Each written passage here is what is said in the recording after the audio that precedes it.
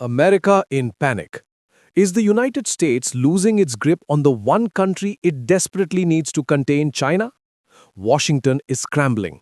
In a move that has surprised geopolitical observers, the US Congress has called for an emergency high-level hearing focused entirely on one nation, India. But this is not a meeting to celebrate friendship.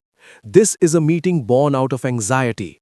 The United States is terrified that New Delhi is quietly and strategically shifting its stance on Beijing. For the last 5 years, the Western narrative has been simple. India and China are enemies. The border is frozen, and therefore, India has no choice but to align with the West. But what if that assumption is wrong?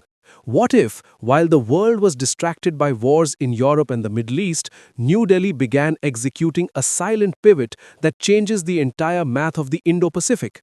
Most mainstream media will tell you this meeting is just routine diplomacy. They are lying to you. Or they simply do not understand real politics. Today we are going to decode what is actually happening in the corridors of power in Washington, D.C. We will connect the dots between a frozen border in the Himalayas, a secret economic deal, and the hypocrisy of a superpower that wants to use India as a shield while it makes deals with the enemy. This is the story of America's fear and India's new grand strategy. Let's analyze. To understand why Washington is pressing the panic button in February 2026, we have to rewind the clock.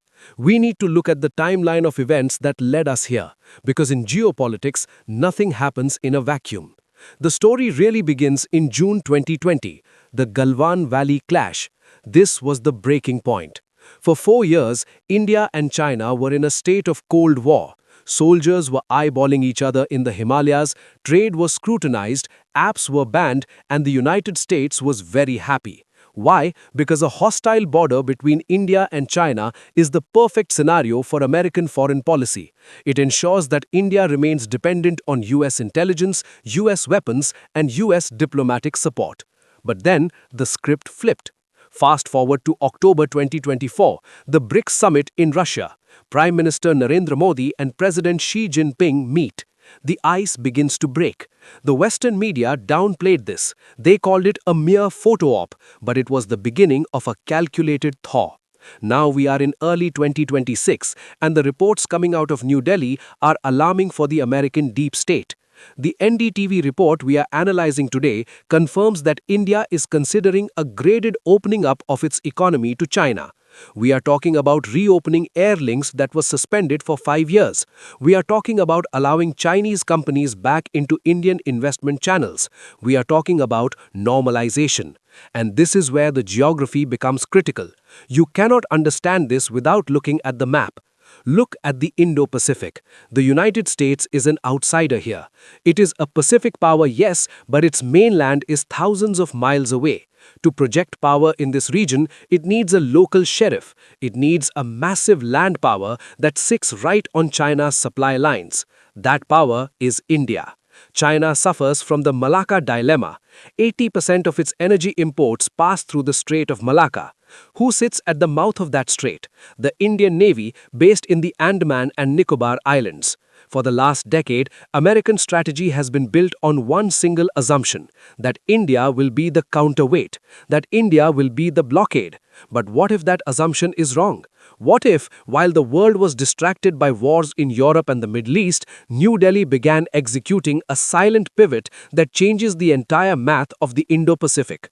The US-China Economic and Security Review Commission, the USCC, is holding this hearing in February 2026 specifically to assess the implications of New Delhi's relations with Beijing on American economic and security interests.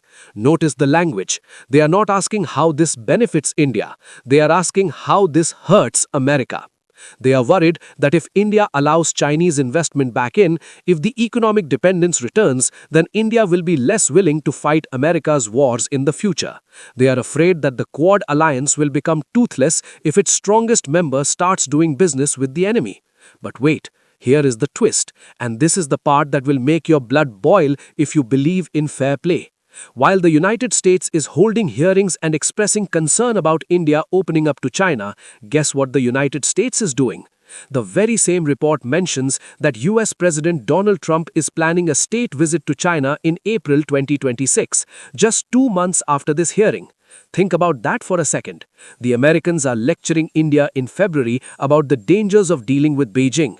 They are warning New Delhi about security risks. They are scrutinizing India's graded opening up of the economy. Yet in April, the American president is flying to Beijing to shake hands with Xi Jinping. Why? To sell soybeans, to boost the American economy, to stabilize ties between the world's two largest economies. This is the classic double standard of superpowers. The United States wants a détente with China for itself. They want to sell their goods to the Chinese market.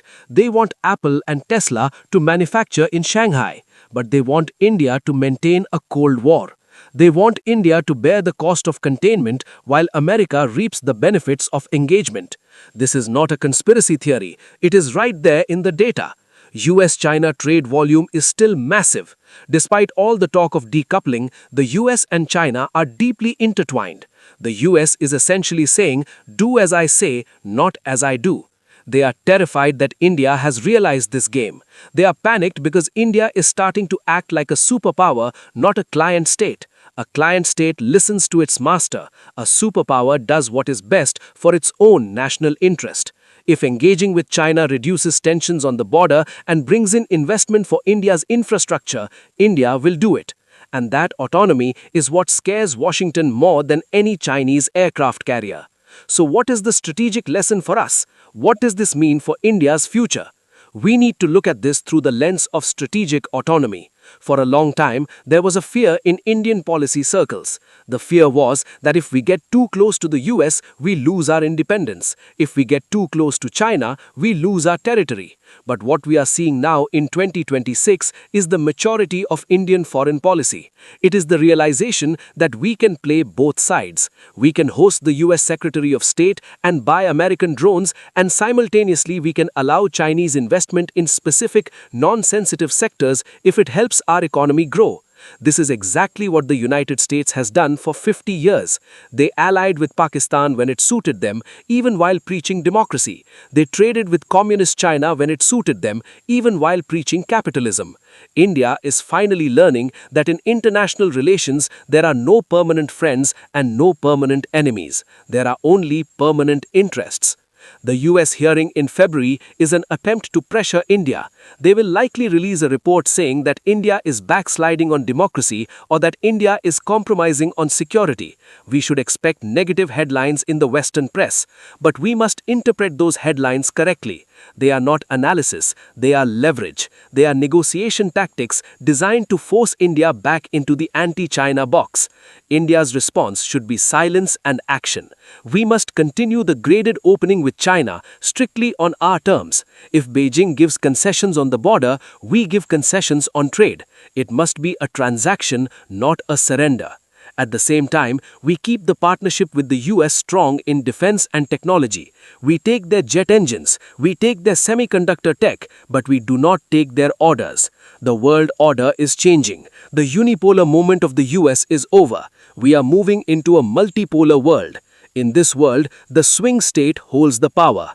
India is that swing state. Both America and China need India more than India needs them. Washington's panic is proof that India's strategy is working.